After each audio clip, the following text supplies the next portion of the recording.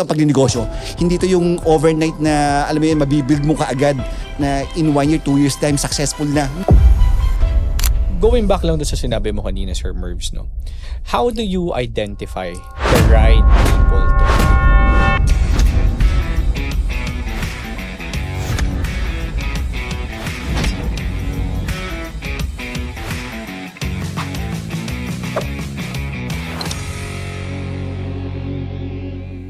Hi, good morning. I'm Harold Bautista, your techpreneur, one of your hosts for today's episode of Failures to Founders podcast. Hello mga ma'am sir, this is Brian Soriano, your ESO King. Hi everyone, I'm Chef Anthony Ang, your chef consultant. Hi, I'm Mervin Manalo, your Baresca King. In today's episode, we're gonna be discussing mainly yung experiences ng bawat isa, your backgrounds, di ba? Ano ba sino ba si Sir Mervin Manalo? Si Brian Soriano, si Harold Bautista, si Chef Anthony Ang. And ano yung mga naging experiences natin? Bakit tayo nandito ngayon? So we're gonna be focusing first with Mervin Manalo, si Baresca King. And how did you become an entrepreneur? Ano yung mga naging struggles mo? Right? So that's what we're gonna be tackling about in today's episode of Failures to Founders. And I think majority of our listeners and viewers will be very much interested sa buhay ni Sir Mervin Manalo. What do you guys think, right? Si Sir Merv, idol to eh. So, talagang marami matututunan ng mga listeners natin ngayon sa story ni Sir Merv. Tell us about your story. How did you become who you are today? Alright. Kanina sabi ko Baresca King. Baresca stands for bakery, restaurant, cafe. No? Right now, there's a term na mas alam natin, Horeca. Pag sinabi kasing Horeca, that's hotel, restaurant, and cafe. And yun, I think tayo yung una mag-i-introduce sa Pilipinas ng term na Baresca. Because our business is focusing dun sa bakery, restaurant, and cafe. As a business owner, no, yun yung negosyo ng pamilya namin. Meaning, I'm a second generation owner. So my dad started the business, yung High Caps Marketing Corporation. And then, ayun, pinagpatuloy ko. So, hindi naman kaagad ako nag-join sa negosyo. After college, alam ko, nagtrabaho ako sa DNR for about a year or two ata. And then, nagturo din ako ng college sa Dominican in Santa Rosa. Then after that, nag-join ako kay tatay ko. As ahente. No? So, hindi pa as a top management para to manage the whole business. Ano? So, yun, iisip ko, doon nag-umpisa yung pagiging entrepreneur ko na as empleyado muna, learning the ins and out ng isang kumpanya, ng isang negosyo na tulad dun sa amin. Can I ask questions para Yes, go. So, Mervin, isa sa mga sinabi mo kanina nung bago ka pumasok sa mundo ng pagnenegosyo was that naging professor ka or naging teacher ka sa isang university sa Laguna. Yes. Now, can you tell us more about how mo na-incorporate yung experiences mo as a teacher sa pagnenegosyo? May connect ba? As a leader ngayon or as an entrepreneur, kailangan magaling ka magturo sa mga empleyado mo, sa mga kasama mo sa negosyo, ano? And I think isa 'yun siguro kung na-enhance yung skills ko how to lead the people around me sa negosyo. Well, pag nagtuturo kasi, alam mo yun, you're guiding, you're teaching your students about the subject matter na kung ano man.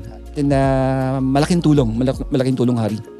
That's very nice. You see, there's really a connect in everything that we do in life, right? And being able to teach our employees in a way that how a professor would be able to teach their students is really a good skill set na na-acquire mo. Kasi hindi lahat, aminin natin mga kaibigan, hindi lahat ng negosyante magaling magturo. Kasi yung right skill set, hindi mo basta-basta natuturo yan eh. Diba? You need to have a specific experiences for you to be able to teach them well or easy enough to teach them well, right? Kasi sir, di ba, nabanggit mo, this is a family business. So ano to sir? May kapatid ka ba sir? Yeah, ako, although panganay ako, no? Meaning ako dapat talaga yung mauuna na mag-join ng business.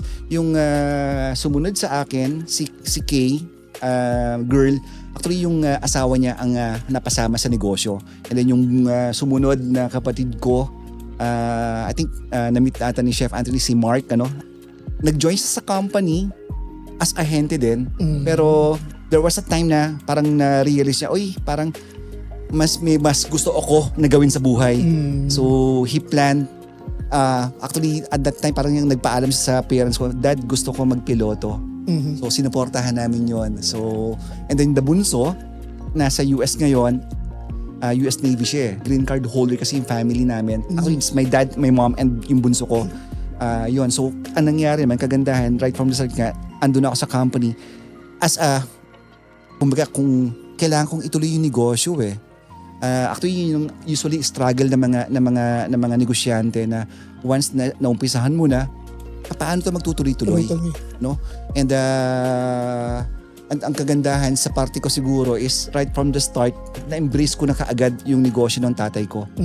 Kwento ko kanina na pagka-graduate ko ng college, nagturo ko, nag-join ako as a ahente. Pero before that, high school pa lang, kumbaga may sideline na yung tatay ko. Same business pa rin na klase, pero every weekend nagdi-deliver siya from Manila, nagdi-deliver siya ng mga goods niya going to Lucena, to Batangas, to Cavite. Sumasama ako. Ako yung pahinante niya. So feeling ko at that time, kumbaga namulat ako ng mas maaga sa pagninegosyo. Hindi man yung proper way to run a business, pero ano yung hirap ng pagninegosyo. Kasi iba kasi parang iniisip na marami kasing aspeto ang pagninegosyo. Hindi to yung overnight na alam mo yun, mabibuild mo kaagad na in 1 year, 2 years time successful na. No, maraming kailangang pagdaanan sa pagninegosyo. Meaning, on my case, yung hirap ng pagdi-deliver, paano yung operation sa loob ng halos kasi pinagdaanan ko yun to the point nung ako na nagmamanage ng kumpanya, parang ang challenge sa akin is paano ko palalaguin. Parang hirap na hirap ako palaguin yung negosyo kasi established na I think isa sa mga pinagdaanan ko as failures yung hiring the right people. Right. May mga pagkakataon na for the convenience or parang mapunuan yung isang posisyon, we're getting people pero hindi pala naka-align sa values o sa character ng top management. So talagang alam mo yan, struggle. May mismatch. Yeah, merong mismatch na minsan i-expect mo na makakatulong pero ano pala, nagiging parang bottleneck ng proseso ng pagdinegosyo mo. Saka yung Sir Mervs, may napulot ako dyan sa sinabi mo. No? I think isa sa mga dapat nilang malaman talaga yung value na hire slow, fire fast. Exactly. Tama, no? Yeah, to. Na once kasi may actually yun nga Harry, sabi ko nga, isa to sa mga kailangan matutunan ng mga negosyante na getting the right people kasi make or break kapag hindi tama yung mga tao mong makuha, Mahirap yun. mahihirapang umabante ang isang negosyo. So, I think yun yung mga natutunan ko along the way. Even now, yun din ang pinagtutuunan namin ng pansin, paano makakuha ng tamang tao. No? Yun yung isa sa pinaka-importanting aspeto na you cannot build an empire with just your two bare hands. Yeah, na ikaw lang mag-isa. Mahirap, isa pa siguro nakikita kong getting the right partners. Right. Sa meaning, on our side, the supplier, napaka-importante na makakuha ka ng tamang mga business partners na susuporta sa'yo. Yung bibigyan ka ng magandang produkto, pauutangin ka. I think yun yung mga bagay-bagay na kailangan intindihin ng isang negosyante. Lalo yung mga nag-uumpisa pa lang, finding the right people na makakatulong, mga supplier na maayos, na maganda. Hindi porket mura yan na yun na yung ibebenta ko, parang ganun na minsan na natetempt tayo na itong produktong to tawag to in demand to o popular to, pero hindi actually, in our case, binalyo namin yung relationship namin sa supplier namin na right from the start hanggang ngayon, meron kaming supplier hanggang ngayon sila pa rin. We were able to build a good relationship with them. Right. Now, going back lang doon sa sinabi mo kanina, Sir Mervs, how do you identify the right people to hire? right now, ang ginagawa namin is, sabi ko sa mga tao, kailangan naka-align sa values, sa character ng kumpanya. Mahirap kasing ituro yung values and character.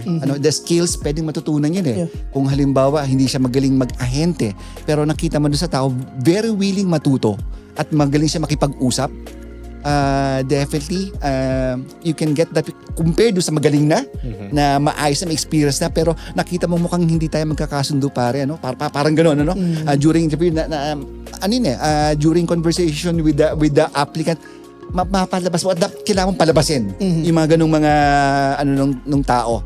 At I think yun yung hari, mas importante sa akin na makita ko na yung value, character yung tas maayos, naka-align sa amin. So dapat align sa Yes. culture values ng kumpanya. Yes. Otherwise, they're not gonna last. Yeah. It's going to be a mismatch. And I think that's one thing that the listeners and the viewers could learn from watching this interview with you, Sir Mervin. Hindi pwedeng lahat kayo alpha ng grupo. Yeah, so and minsan kasi mahirap i-identify yun di ba mga kapatid? Yeah. Mahirap i-identify yun lalo na kung lahat kayo ngayon pa lang kayo mag-work together. But if you're gonna establish yung hierarchy ng company nyo, doon na lang muna kayo magbase. Sino ba yung nasa taas? 'Di ba? Para kahit papaano give chance to that person na i-steer yung ship. Diba? Otherwise, it's going to be a chaotic experience May magandang opinion ng isa, may magandang opinion ng isa. Hindi yan magtutugma, diba? Like yun yung magandang suggestion na pwede nating i-impart sa mga ka-founders natin. At hindi rin naman din automatic na minsan sabi mo pag family business, usually kung sinong panganay, siya lagi. Di ba? So dapat hindi naman ganun. Kung sino yung mas merong capability, sino yung may mas puso, let's give chance to them. And yung interesado. Kasi yung not everyone interesado, is interested. Hindi naman lahat di ba? Actually, sir, kaya tinanong ko yan kasi I myself is nanggaling ako sa ganyang setup Yeah. Yung magkakapatid na sa isang company. Oo. Hindi naman ako nagpapaka-negative. Pero siguro yun nga, ang naging mahirap kasi sa amin is lahat kami alpha.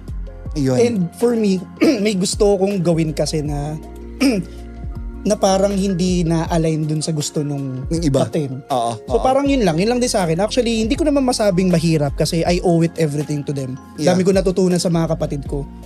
Pero yung baga sa akin, parang wala, siguro may gusto kong patunayan talaga sa sarili ko So I decided to So yun na sir, at least na clear mo na talagang kailangan ganun ang gagawin. Yeah, kasi Sa ganyan pag ganun, wala, magkakagulo. Sir. Magkakagulo, no? At ako din, yung negosyo pala namin, yung High Caps Marketing Corporation, we're supplying and providing mga bakery ingredients. Initially, ang operation namin, South Luzon lang, Calabarzon. Then slowly nag-grow yung area namin. Kinover namin yung Metro Manila, yung North Luzon, Laki. then Visayas, then Mindanao. So, ngayon, buong Pilipinas na. And then syempre, with the e-commerce, Shopee, Lazada, lahat ng sulok ng Pilipinas kayang bumili o kaya natin bigyan ng mga produkto na pang bakery, panggawa ng cake, ng breads, yun yung negosyo natin. Wow, for those of you na nakikinig or nanonood ngayon sa mga naghahanap ng mga ingredients, 'di ba? So High Caps Marketing Corporation is one of the companies or your must go to companies for your baking goods. And definitely, 28 years na po si High Caps. Wow. Meaning, gano'n na po tayo katagal sa industriya ng bakery, restaurant, and cafe. Mas matanda pa sa akin yan. So, joke lang ako. Actually, Sir Merv, so nakikita ko kanina kasi, yung problema lagi. Kasi sabi nga rin, ang hirap. Siguro nakikita kong solusyon sa ganun, there's always a job description. Oo. Na tipong, for example, if you are the marketer, in terms of marketing, you will be in charge. You have to, ikaw yung mismong mag-a-approve niyan. Ikaw yung final decision niyan. And the other department must be agree. Kasi ikaw yung may hawak nun Tama. For example, pang marketing, yung marketing, they can give advices. Yes. Then, at the end of the day, you will be the one who will implement that. If you are the marketer. Yeah. Then, if you are the business development, about business development, ikaw din yung siya naman yung mag-approve. So, pero everybody can give suggestions. Kung ikaw naman sa finance, kailangan mag-fund ng company, kailangan magplano. Pero syempre, pwedeng mag-give na naman ng advice yung lahat. Yes. Yes. Pero siya pa rin yung magde-decide kung approve or hindi. So, I think talaga dapat merong Division of labor. division of labor. Oo. Pero yun ang problema nga kanina. Sabi ko, pag pamilya na ang kasama mo, Pagkuya. lahat nagkakaroon ng, parang entitled ako, parang nagkakaroon ng ego ba na kahit nakasign ako sa ganyan departamento, pero feeling nila minsan na mas ano mo yun, Mas capable sila. mas capable o dun sa mas posisyon. okay yung aking idea. Oo. So, yun yung siguro gusto ko idagdag doon sa ano mo na pagpamilya medyo sana magkaroon ng Division of labor. Na malinaw. Na malinaw na division malinaw of labor. and na, awareness siguro no na halimbawa ikaw utol inassign kita sa ganito diyan ka Dyan. focus ka diyan and then ako bilang halimbawa sa ganitong departamento ito yung pagfo-focusin ko kumbaga madali kasi yung mga ganong division pare pag pag yung ibang tao yung hinar mo lang pero alam mo nga kasi Pagka-blood. pag may blood na may attachment kasi lahat committed lahat may Yeah. gustong gusto makakontribute dun sa yun naman siguro ang kagandahan pag pamilya alam mo yun yung puso yung malasakit nandun talaga. Yes. Pero Sir Mervs dyan, being as malasakit, no, Mr. Malasakit, no, being ganun. Pero naniniwala ka ba, Sir Mervs, sa kasabihang blood is thicker than water? Pagdating sa negosyo. Definitely, yeah. Pero nga, merong mga boundaries kasi na kailangan ma-set. Yun. Pagdating sa negosyo, Yeah, there's definitely. always a boundaries. Boundary. Kasi definitely family is family. Business dapat. Yun. So yun pala dapat, no? Business to business, even magkadugo kayo, pag negosyo, at the end of the day, you will both benefited naman eh. So, Yeah. better kung ano yung pinakamagandang mangyayari sa kumpanya at kapakanan ng kumpanya, yun dun tayo. I think yun yung laging problema ng mga Pilipino. Kasi maraming Pilipino, puro family-owned business. Almost 70% ng economy natin are family-owned. Yeah. At, Diba? Lalo na yung mga sari-sari store owners. At ang mahirap ito, yung iba walang experience. Malamat sa malamang, yung mga nakikinig sa atin ngayon lang marinig na bakit may ganun kami problema. At alam ko, through this episode, mas madidig deeper natin ano ba yung mga factors na nakaka-apekto kung bakit ganun yung mga like yung nga kanino no? Pag magkakapatid kasi alam mo yun, merong lahat kayo alpha lahat nyo gustong mag-ano so yun yung mga kailangan nating ayusin ano? Ang Filipino culture kasi, 'di ba? Pinoy. Talagang gusto sama-sama. 18 Yeah. na nga. Right. Magkasama pa sa bahay, 'di ba? 18 na magkasama. Sa Amerika, 'di ba? 18. Ano iba ka, di ba? Basta graduate ka ng high school, Oh, larga ka na. larga ka na. Meron pang isang the usual na problema no ng mga negosyante lahat po family business yung pagkamag-anakan mo yung kasama sa negosyo ang hirap mong sabihan or ang hirap mong tanggalin. Yeah. Kasi nga tayong Pilipino gusto natin tulungan yung mga nasa paligid natin lalo kamag-anakan yan pero pag naandun na parang minsan kasi may mga kasama tayo na umaabuso or minsan hindi na tama yung Pinoy. I'm speaking of the general ha. Marami akong narinig na ganitong klase May follow-up ako dyan. Yes, Just sa ano mo. yes. So, how do you fire Yun. a family member that's working for you or who's working for you? Based on your experience. Based on my experience, dapat properly documented din naman lagi no? Parang dapat same kung ano yung na-apply sa mga regular employees at parehas. Dapat may basihan ka kung bakit tatanggalin mo isang empleyado yan. Kamag-anak man yan o hindi, dapat fair ang pagtatanggal. So, ganun din. Ang mas medyo dahil kamag-anakan nga, make it sure na same pa rin. Kasi kamag-anakan yun eh. Dapat pagkatapos ng kamag-anakan pa rin. Meaning, kailangan kausapin mo ng maayos, bakit ganito ang desisyon, bakit ganito ang kailangan gawin ng kumpanya at niya bilang empleyado ng negosyo. Yes, and let's face it, di ba? Hindi madali. Hindi madali. Diba? Exactly. Kaya tama ka dun, Sir Mercy. Kasi minsan, dahil kamag-anak mo siya, meron kayong relasyon or relationship outside the business. No. And you wanna keep that relationship, di ba? Kasi sabi nga ni Chef Ang dito, business is separate from your personal life. Yes. Diba? And that should be the case as well when you hire someone. Pero hindi madali yun, lalo na kung kamag-anak mo yung hinar Exactly. mo. Kasi magkakaroon ng sama ng loob yan. Kahit ano pang sabihin mo, let's be realistic here. Unless that person resigns, diba, on their own volition or their own will, there will be an instance talaga na magkakaroon niya ng sama ng loob. Mhm. So tama ka doon dapat documented. 'Di ba? Dapat meron ka talaga kung ano yung KPI or Key KPIs. Performance Indicator na meron ka sa mga regular employee mo. Mas dapat na meron ka pagdating sa kamag-anak mo dahil yun ang magiging basihan mo. If it's data-driven decision, Mhm. 'di ba? Kahit maglagay tayo ng empathy in between, Yeah. at least it's data-driven decision, 'di ba? So it's not good for the company. I'm sorry, the performance is showing that hindi talaga siya umeepekto. We've tried several ways kasi hindi naman isang performance review lang tanggal na agad It should be 'di ba? There should be a glide path, a performance improvement plan or a PIP plan before you fire someone, regardless whether that's an employee or a family member that's employed under your company.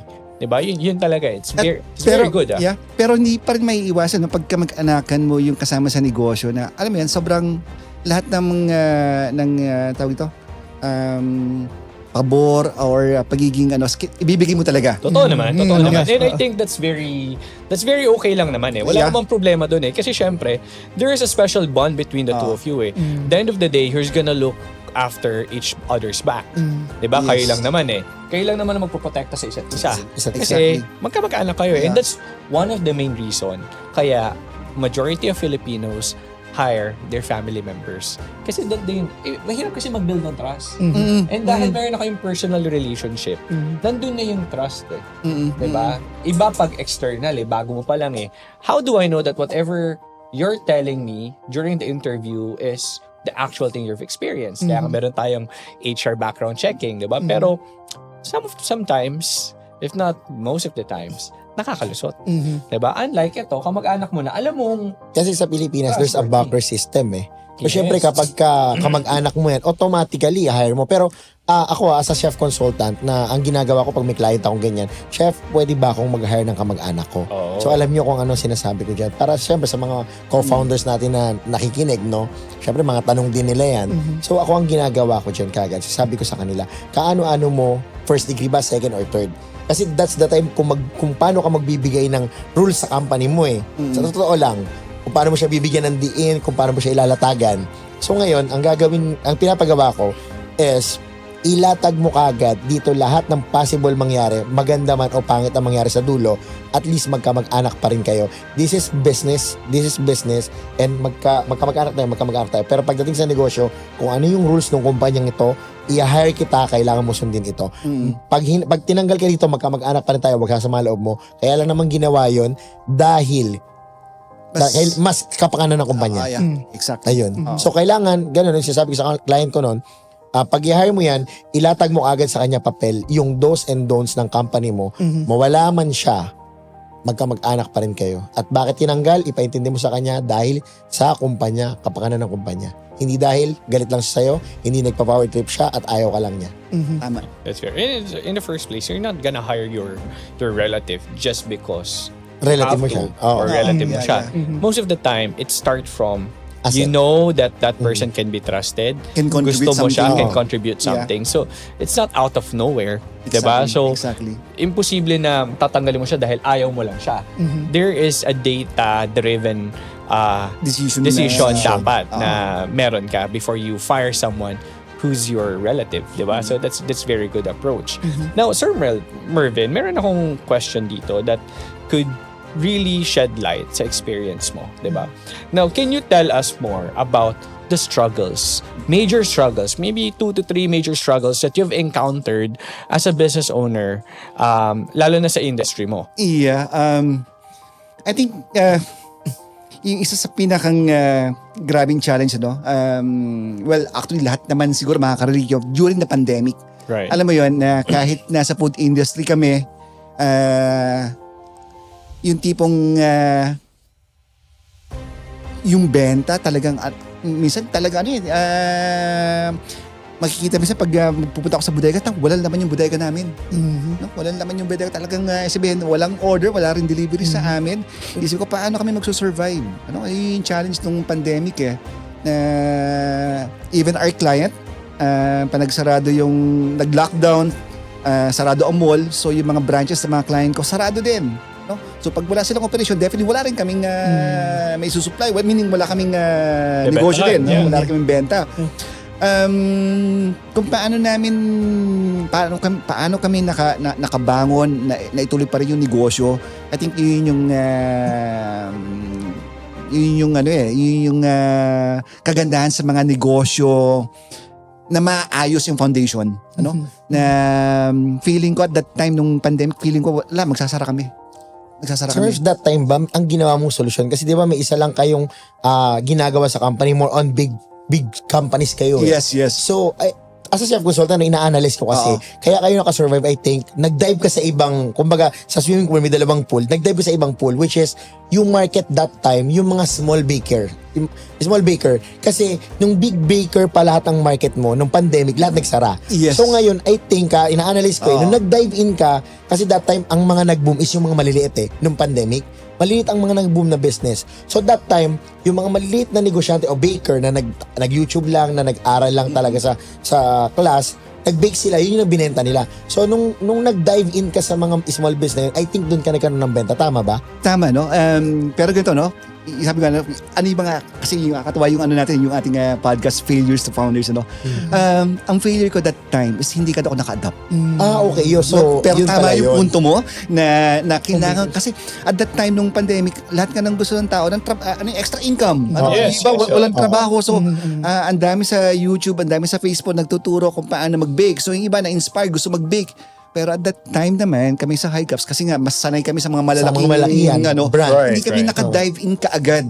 So, kumbaga is, hindi kami nakapag-adapt. Kaya nahirapan kami kaagad makabawi. So mga ka-success, ang pinaka-point pala dapat natin dito, hindi tayo stick lang kung nasan tayo. Yeah, kung ano yung So dapat adapt natin Yeah. lahat ng kung anong maaari. Oo. Right. If you don't mind me asking, ngayon, majority ng business mo, ilang percentage yung big corporations in comparison sa small players? Siguro mga 80% pa rin ng negosyo ngayon ni High Cups is mga big companies, Okay. pero yun nga, dahil nga sabi ko, learnings natin na may mga maliliit na mga bakery, mga home bakers na kailangan nating mabigyan ng klase ng produkto natin i-offer. So slowly, we're penetrating that market. Meaning nag-introduce kami ng mga produkto mas maliliit ang packaging. Dati kilo-kilo, box ngayon, individual, 100 grams lang.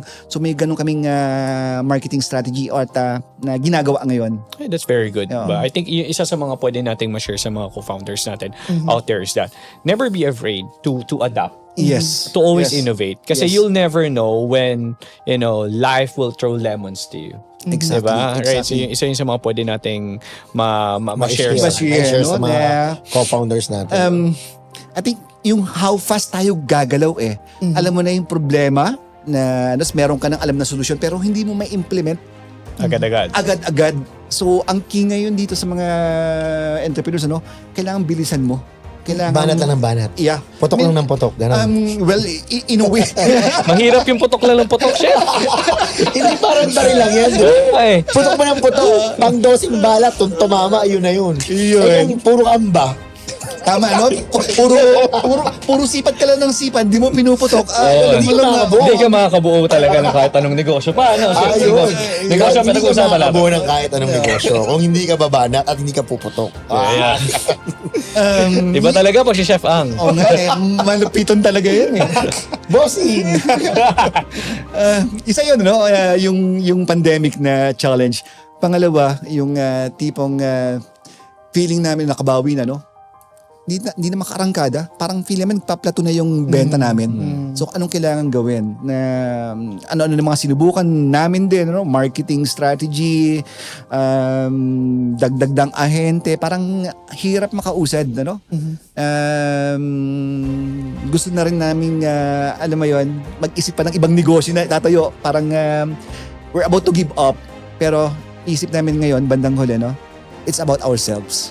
Na kailangan bago mo, kung gusto mo talagang lumago ng limitless yung iyong kumpanya, you need to develop yourself. Meaning you need to have a growth mindset. Right. You're right, right. Sir Merv. Paano mo naman inumpisahan yung having a great mindset bigay mo naman sa mga, or bigyan naman natin ng tips yung mga co-founders natin kung paano mo ginagawa ngayon yung pag-develop ng sarili. Yeah.